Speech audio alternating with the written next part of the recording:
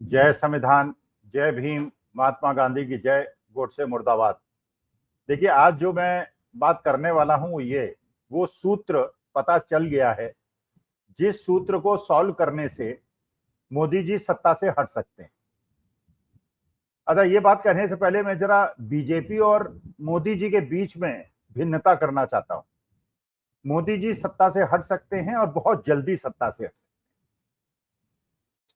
देखिए, हम लोग मैनेजमेंट में एक एनालिसिस करते हैं, प्रबंधन में, और जो जाने अनजाने हर आदमी करता है वो करता है कि जब भी कोई निर्णय लेता है तो ये सोचता है कि उसकी स्ट्रेंथ क्या है, उसकी वीकनेस क्या है,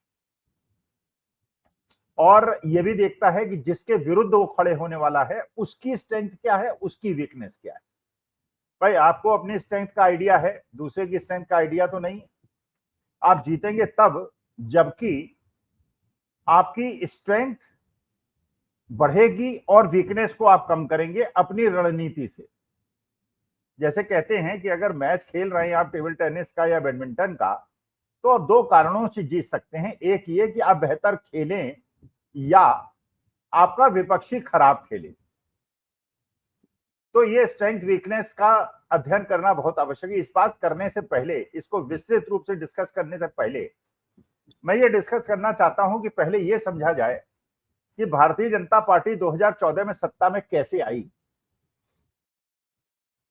और मोदी जी उसमें कैसे प्रधानमंत्री बने, और धीरे धीरे उन्होंने अमित शाह को भी नंबर 2 का मिनिस्टर बना के और गृह मंत्रालय दे के पूरे मंत्रालय में और पूरे भारतीय जनता पार्टी में कब्जा कर लिए। हुआ कैसे? क्योंकि ये देखिए 2004 में नहीं हो पाया था, जबकि सबका मानना था और उन लोगों का भी मानना था जो भारतीय जनता पार्टी के समर्थक नहीं थे कि अटल बिहारी वाजपेयी का हटना बहुत मुश्किल है और अटल जी जीत जाएंगे। इसीलिए अटल जी ने इलेक्शन को प्रीपोन किया था, इलेक्शन को पहले कराया था। उनको ये आशा थी कि उन्हें हराना न बिल्कुल मुश्किल है। और लेकिन जब इलेक्शन हुआ और सोनिया गांधी ने जिस प्रकार का नेतृत्व दिया, कांग्रेस की सीटें बढ़ी और एक सरकार बनी यूपीए की 2004 में, जो 2009 तक ही न केवल रही बल्कि 2009 से 2014 तक भी रही। उसका जो मेरा विश्लेषण है, जो कहता है कि अटल जी क्यों हारे और कांग्रेस क्यों जीती 2004 में, उसका जो मुख्य कारण था वो 2002 के दंगे थे। 2002 के दंगे और ये कहना कि इंडिया इज शाइनिंग। लोगों ने कहा कि इस प्रकार की स्थिति है कि लोग जिंदा जलाए जा रहे हैं, मारे जा रहे हैं, और उसके बाद आप कह रहे हैं इंडिया इज शाइनिंग। तो अगर आप बहुत ज्यादा एडवर्टाइज कर देते हैं, बहुत ज्यादा ब्रांड को आगे बढ़ाने का प्रयास करते हैं, तो कभी कभी वो बूमरैंग करता है और आप ही को चोट पहुंचा देता है।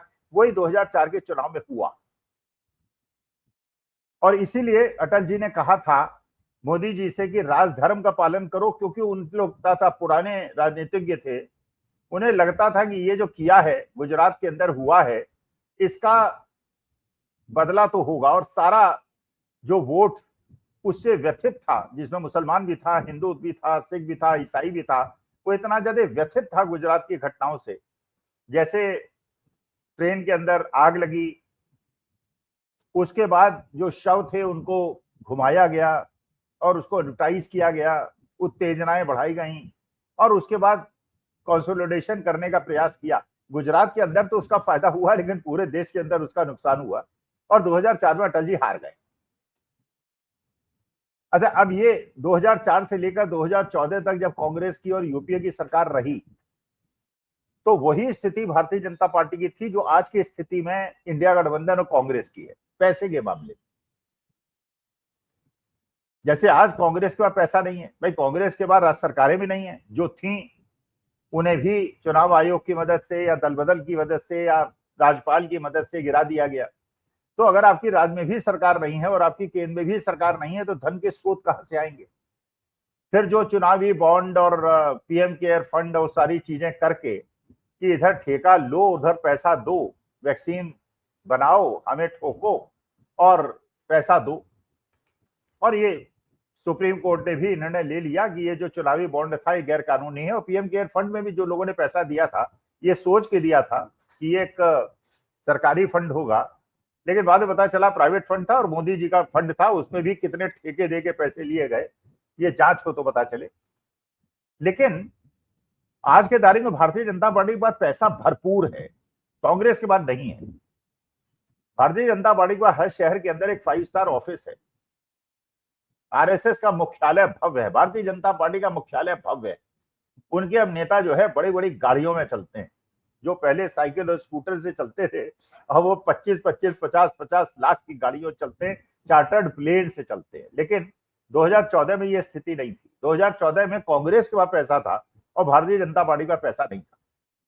क्योंकि भारतीय जनता पार्टी के पास पैसा नहीं था तो गुजरात लॉबी ने एक रणनीति बनाई। उस रणनीति में उन्होंने बड़े बड़े पूंजीपतियों से संपर्क साधा और विनोद राय जैसे लोगों से संबंध साधा।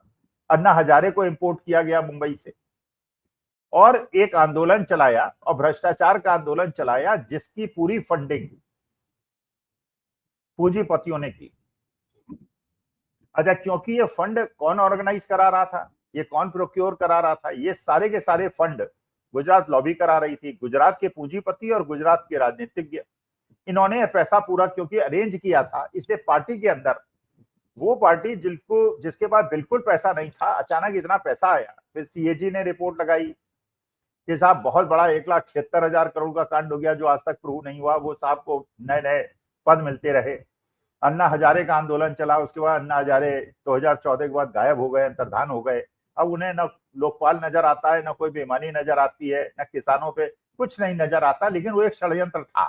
लेकिन 2014 से लेकर 2024 तक भारतीय जनता पार्टी के पास तो पैसा ही पैसा हुआ और अपोजिशन बिल्कुल पैसे का। अच्छा, इसके अलावा दाल में तड़का, ईडी, सीबीआई, जो भी पूंजीपति या जो भी राजनेता कांग्रेस के लिए काम करे उसे दबाव डालो और उसको अपनी तरफ मिला लो। किसी को राज्यसभा दे दो, किसी को गवर्नर बना दो, जजों को खरीद लो। अब जैसे वो गंगोपाध्याय साहब थे, वेस्ट बंगाल के जो हाईकोर्ट के जज थे, रिजाइन किया, पार्लियामेंट का इलेक्शन लड़े और एमपी बन गए। सुप्रीम कोर्ट के चीफ जस्टिस ऑफ इंडिया निर्णय दिया, राज्यसभा चले गए। अशोक चौहान साहब राज्यसभा चले गए, आरपीएन सिंह चले गए, जितिन प्रसाद मंत्री बन गए। मतलब सबको पद दिया और उसके बाद उनकी निष्ठा खरीद के ये शो करने का प्रयास किया कि कांग्रेस बहुत, और कांग्रेस कमजोर आर्थिक रूप से तो हो ही गई थी। और जब देखा कि चारों तरफ भगदड़ मची हुई है तो एक नैरेटिव क्रिएट करने में भारतीय जनता पार्टी को आसानी हो गई। तो या तो पैसे से बिको या पद लो और नहीं तो जीप पलट जाएगी। यह रणनीति अपनाई गई। तो आज के तारीख में जो भारतीय जनता पार्टी की स्ट्रेंथ है वो क्या क्या है, उनकी ताकतें क्या क्या है। देखिए, पहली ताकत है उनका पैसा है, भीषण पैसा है, अडानी का पैसा है। और इतना ज्यादा पैसा है और उस पैसे को उपलब्ध कराने के लिए अडानी जी को रेल दे दी गई, बंदरगाह दे दिए गए, पावर स्टेशन दे दिए गए, कोयले की खदानें दे दी गई, मैंने सारी चीजें। ऑस्ट्रेलिया जाके कोयले की खदानों का कॉन्ट्रैक्ट करा दिया गया, श्रीलंका में, बांग्लादेश में, केन्या में, हर जगह अडानी अडानी अडानी, इजराइल में। तो अडानी जी का पैसा अचानक 50,000 करोड़ से बढ़ के 50 लाख करोड़ हो गया, 20 लाख करोड़ हो गया पैसा। और उस पैसे का अब ये एक और प्रश्न हुआ कि ये पैसा गंगाधर ही शक्तिमान है, शक्तिमानी गंगाधर, ये पैसा राजनीतिज्ञों का है या वास्तविक में गौतम अडानी जी का। एक ताकत तो भारतीय जनता पार्टी की सिद्ध हो गई, उनका पैसा अपरंपार है और अपोजिशन पार्टी के पास नहीं है। और होता भी तो इनकम टैक्स उसको फ्रीज करा देती है और उनके पैसे को रोक देती है, जिससे वो चुनाव लड़ ही ना सके। तो एक ताकत तो है जिसका मुकाबला करना इंडिया गठबंधन के लिए संभव नहीं है, वो है पैसा। दूसरा है प्रशासन। अच्छा, ये भारतीय जनता पार्टी ने समझ लिया कि जो स्टेट के अंदर अगर गवर्नमेंट है अपोजिशन की, जैसे मान लीजिए बिहार के अंदर है, महाराष्ट्र के अंदर है, कर्नाटका के अंदर है, हिमाचल के अंदर है, इनको अगर इनके अपोजिशन पर रहेंगे तो इनके पैसे के कुछ तो स्रोत होंगे। एक एक करके उन्होंने दल बदल करा के सरकारों को गिराने का प्रयास किया और महाराष्ट्र के अंदर आप जानते हैं गिरा दिया, एकनाथ शिंदे, अजीत पवार करके उन्होंने गिरा दिया। एक बड़ा पैसे का स्रोत जो था हिंदुस्तान का, वो मुंबई के अंदर है, महाराष्ट्र के अंदर है, वो भारतीय जनता पार्टी के हाथ में आ गया। एडमिनिस्ट्रेशन हाथ में आ गया, पुलिस हाथ में आ गई। और पुलिस, एडमिनिस्ट्रेशन, पैसा अगर आपके पास हो तो इसका माने वंचित कर दो, अपने विरोधी को इतना ज्यादा निरीह बना दो कि उन्हें ना पैसा हो ना ताकत हो, और फिर चुनाव आयोग और उसके बाद पुलिस और फिर एडमिनिस्ट्रेशन। उत्तर प्रदेश के अंदर आपने देखा जैसे इलेक्शंस के अंदर पुलिस वालों ने एक्टिवली पार्टिसिपेट करके बंदूकें दिखा के लोगों को वोट डालने से रोका। खैर, प्रशासन आ गया। इसके बाद न्यायालय को कैसे प्रभावित किया? तो मानी बात है, ये तो बिल्कुल प्रोटोकॉल के हिसाब से कोई भी सिटिंग जज जो टीएमसी के खिलाफ निर्णय लेता रहा और अचानक पार्लियामेंट चला गया और सबको पद मिला, जो भी गया। अब जैसे प्रवक्ता थे बहुत सारे कांग्रेस के बड़े फेमस, 20-15 साल से कांग्रेस के लिए निष्ठापूर्वक काम कर रहे थे। एक गौरव वल्लभ साहब थे, एक राधिका खेड़ा जी थी, एक रोहन गुप्ता जी थे। अब चलिए, गौरव वल्लभ साहब को तो फल मिल गया, उनको तो फायदा हो गया। बाकी अब प्रवक्ता जो कांग्रेस से गए थे वो कुड़कुड़ा रहे, भाई गौरव वल्लभ को तो मिल गया, हमको क्यों नहीं मिला। अब गौरव वल्लभ 2 इलेक्शन लड़े थे कांग्रेस के टिकट पे, एक झारखंड से लड़े थे, गुजरात से लड़े थे, दोनों में उनकी जमानत जब्त हो गई थी। लेकिन प्रवक्ता होना और टीवी में आने का मतलब नहीं क्या बड़े नेता हो गए। लेकिन चलिए, प्रबुद्ध आदमी थे, पढ़े लिखे आदमी थे, लेकिन उन्हें दोनों इलेक्शन कांग्रेस और कांग्रेस के बड़े मुखर और संबित पात्रा को रगड़ने वाले प्रवक्ता थे, और वो अचानक बीजेपी में चले गए। जल्दी उनको फल मिल गया। अब वो इकोनॉमिक एडवाइजरी काउंसिल जो है प्रधानमंत्री की, उसके मेंबर बन गए, तो उनकी तो पदोन्नति हो गई। बाकी रोहन गुप्ता और राधिका खेड़ा जो है वो केवल टेलीविजन में प्रवक्ता बन के कुड़कुड़ाती हैं कि गौरव वल्लभ को मिल गया, हमको क्यों नहीं मिला। चलिए, तो इससे एक माहौल ऐसा बना कि साहब वो भारतीय जनता पार्टी इतना अट्रैक्टिव पार्टी है कि देखिए, कांग्रेस के 15 गुलाम नबी आजाद जैसे लोग, सुनील जाखड़ जैसे लोग, अशोक चौहान जैसे लोग, ये लोग अगर भारतीय जनता पार्टी में जा रहे हैं तो देयर इज सम अट्रैक्शन। और इसका माने हेमंत विश्व शर्मा कहानी बना दी उन्होंने कि साहब राहुल गांधी ने कुत्ते को बिस्किट खिलाया, मुझे नहीं खिलाया। अरे कुत्ते का बिस्किट था तो आपको कैसे खिला देते। लेकिन चलिए, इसका माने एक्सोडस हुआ, तो एक गलतफहमी मार्केट के अंदर फैली। तो ये स्ट्रेंथ तो है और ये वीकनेस है कांग्रेस की, अपोजिशन की, उसके बाद ये सब नहीं है। अच्छा, इसके बाद चुनाव आयोग के मामले उठे। ये पता चला कि जितने एलिजिबल वोटर्स हैं उसके ज्यादा वोट पड़ गए महाराष्ट्र के अंदर, और 30-35 लाख वोटर्स ऐसे हैं जो फ्लोट करते रहते हैं, कहाँ हरियाणा जाते हैं, महाराष्ट्र जाते हैं, राजस्थान जाते हैं, गुजरात जाते हैं, कहाँ जहाँ जाते हैं। और ये अब ये चीज राहुल गांधी ने इसको इशू बना लिया। ये भी पता चला कि साहब जो वोटिंग होती है अगर 62% होती है 5 बजे तक, तो 68% हो जाती है, जबकि बूथ के अंदर लाइन लगी हुई नहीं दिखाई पड़ती है। तो सीसीटीवी फुटेज का भी नियम बदल दिया गया, वो भी नहीं दिखाया जाएगा जनता को। इसका मतलब यह है कि हर तरह से चुनाव आयोग ने सहयोग करते हुए भारतीय, अब चुनाव आयोग अगर भारतीय जनता पार्टी के साथ हो, एम्पायरी उनके साथ हो, तो आप कैसे जीत सकते हैं। एक वीकनेस ही है। अब इसका भी मुकाबला करना मेरे ख्याल से तो अपोजिशन के लिए बहुत मुश्किल है।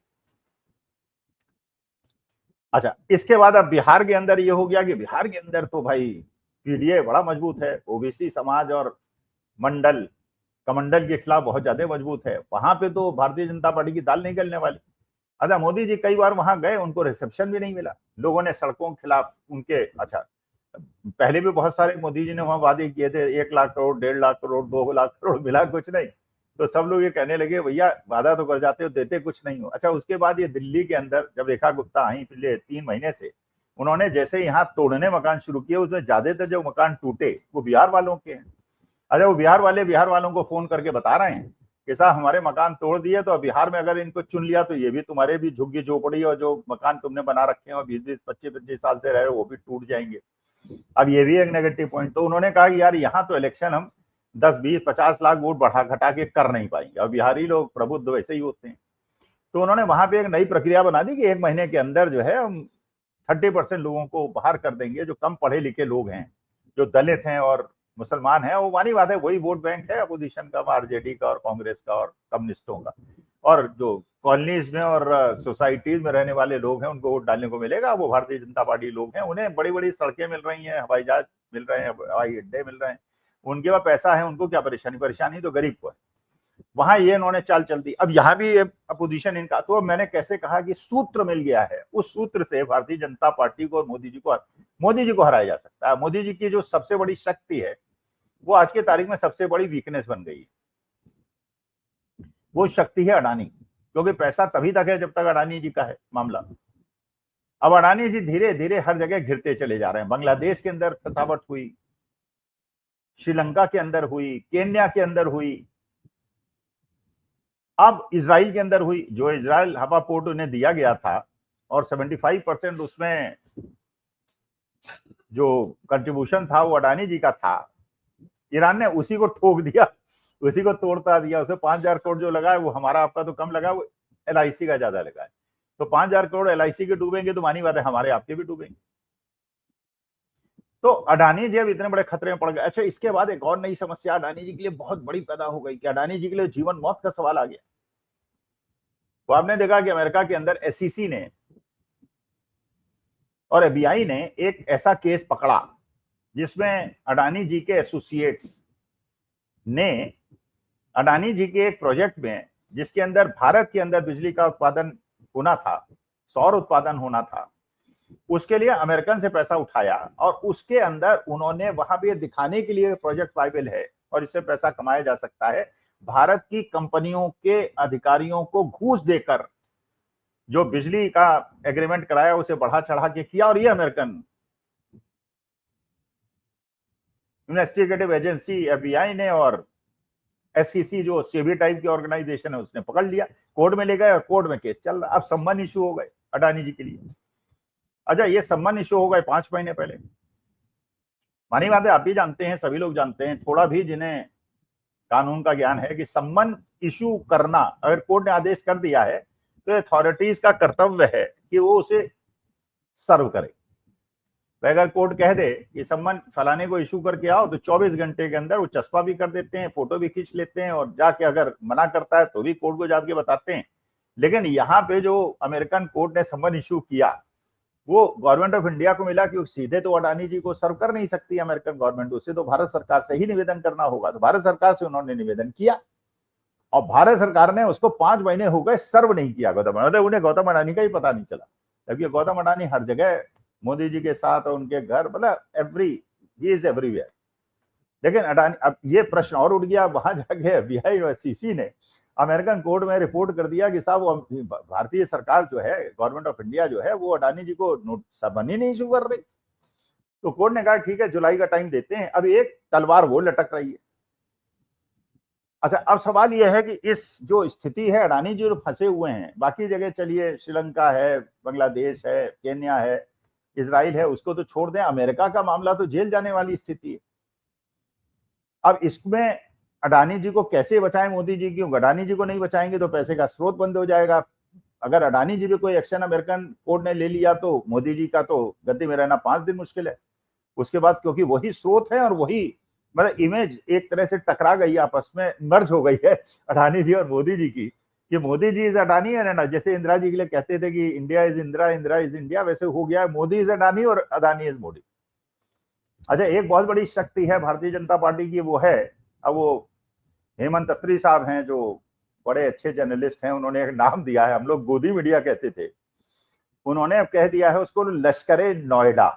जैसे लश्कर तौयबा एक पाकिस्तान की मिलिटेंट ऑर्गेनाइजेशन है, वैसे भारतीय जनता पार्टी का एक अंग है, उसको कहते हैं लश्कर नोएडा। ये हेमंत अत्री साहब ने कहा और वो बिल्कुल उसी तरह से बिहेव करती है, झूठ फैलाना, पत्रकारों को बेइज्जत करना, जो उनके खिलाफ बोले, वहां चाटुकारिता करना, झूठी मोटी बातें फैलाना, पाकिस्तान में जाके लाहौर और रावलपिंडी में कैप्चर कर लेना, पता नहीं कोई कोई जो भी, लेकिन बाद में चाहे कोर्ट जो है उसे ऑर्डर कर दे। अब कश्मीर के अंदर एक बेचारा जो टीचर जिसके ऊपर वहां पे अटैक के अंदर वो मारा गया, उसको टेररिस्ट बता दिया जी वालों ने।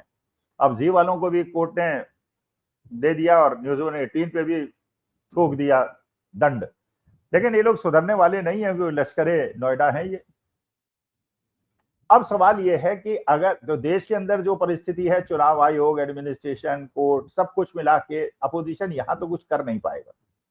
अब कुछ होगा तो वो सूत्र जो है जिसमें अडानी जी और जानबूझ के फंसते चले जा रहे हैं और मोदी जी उनको बचाने की कोशिश करते हुए भी नहीं बचा पा रहे हैं, और जिसको अगर डोनाल्ड ट्रंप भी चाहें तो नहीं बचा पाएंगे, इसलिए कि उसका फायदा तो उठा रहे हैं डोनाल्ड ट्रंप। और डोनाल्ड ट्रंप जो है वो भारत से सारे अनुकूल के अपना वो एग्रीमेंट करा रहे हैं, अपने जो देश से भेजी जाने वाली, अमेरिका से भेजी जाने वाली चीजें इंडिया में है उसमें इंपोर्ट ड्यूटी कम करा रहे हैं। और हमारे को ब्लैकमेल कर रहे हैं क्योंकि अडानी जी फंसे हुए हैं। लेकिन वो भी कब तक बचाएंगे, ये इशू है। अच्छा, इधर अगर जो एक नैरेटिव हिंदुस्तान के अंदर अपने वोटर्स के लिए मोदी जी ने बनाया था, ऑपरेशन सिंदूर वाला और पहलगांव वाला, तो ये प्रश्न तो चलिए पीछे चला गया कि पहलगांव के अंदर सुरक्षा क्यों नहीं दी गई। लेकिन जब अमेरिका में मुनीर को बुला के लंच कराया और ये कहा आई लव पाकिस्तान, तो अमेरिका ने एक डायरेक्ट मैसेज दे दिया है कि आपका जो पहलगांव के अंदर आपका जो नैरेटिव है इसको हम एक्सेप्ट नहीं करते। और उसके बाद एडीबी, वर्ल्ड बैंक, आईएमएफ के लोन दिला के उन्होंने एक तरह से भारत की इधर से पल्ला झाड़ लिया। चीन पाकिस्तान के लिए खुला हुआ खड़ा हुआ है। अभी जो वहां पे मीटिंग हुई उसके अंदर भी आपने देखा, एससीओ की मीटिंग हुई, उसमें भी भारत अलग थलग पड़ गया और पाकिस्तान, चीन ने जो चाहा रिजोल्यूशन का, पहलगांव के अंदर पाकिस्तान का नाम नहीं लिया। बाकी आपने देखा कि हमारे साथ कोई, तो मोदी जी की विदेश नीति उन्हें शशि थरूर साहब को भेजना पड़ रहा है। और शशि थरूर साहब एमपी हैं कांग्रेस के और जयशंकर साहब हैं मिनिस्टर, लेकिन जयशंकर साहब हिंदुस्तान बैठे हैं और शशि थरूर साहब मस्ती से स्कॉच पी रहे हैं और गाना गा रहे हैं। इसका मतलब यह है कि मोदी जी को हटाने का जो सूत्र है आज की तारीख में, जो मुझे लगता है सारी स्ट्रेंथ, वीकनेस, अपॉर्चुनिटी, थ्रेट का अध्ययन करने के बाद, वो सूत्र केवल एक है जिसका डोनाल्ड ट्रंप जब तक बचा पाएंगे वो भारत को चूसेंगे, निचोड़ेंगे, अमेरिका का फायदा कराएंगे। लेकिन जिस दिन कोर्ट जो केस ऐसा है, इतना फुल प्रूफ है, क्योंकि अमेरिका के अंदर असल में जो कोर्ट एक्ट करते हैं वो ऐसा नहीं है कि पुलिस ने एफआईआर लिख ली और अरेस्ट कर लिया तो अरेस्ट हो गया। वो पूरी जांच करते हैं, उसे प्रूव करना पड़ता है। जब कोर्ट मुतमईन हो जाता है कि हाँ जो केस है वो जेन्युइन है और सारे डॉक्यूमेंट्स हैं, तो उसके बाद वो सम्मन इशू करता है। वो सम्मन सर्व हो नहीं रहे, एक प्रश्न, जैसे आप देखिए ना, चोर को पकड़िए और चोर भागने लगे और उसके बाद उसको पकड़ लिया जाए, पूछे कि नहीं साहब मैं तो डर के भाग रहा था। इसका माने अगर आप चोरी करके और नहीं भी चोरी करके भाग रहे हैं तो ये आपको एक्सप्लेन, एक आप पे और एक कानून लग जाएगा कि साहब आप भाग क्यों रहे थे, अगर आप निर्दोष थे तो भागे। तो अगर अडानी जी को सम्मन इशू 5 महीने में नहीं हो पा रहा है, इसका माने somebody is trying to save somebody। तो ये अडानी जी जो हैं, जो तोते हैं, ये मेरे ख्याल से ट्रंप की गर्दन, इनके गर्दन ट्रंप के हाथ में आ गई है। अब वहीं से मोदी जी का पराभव शुरू होगा और उसके बाद आप देखिएगा भारतीय जनता पार्टी में कैसा विभाजन होगा और मोदी, अमित शाह और अडानी और बाकी जो समर्थक हैं और ये जो लश्कर है नोएडा है, इसका क्या हाल होगा वो देखने में आनंद आएगा। नमस्कार, धन्यवाद और प्रणाम।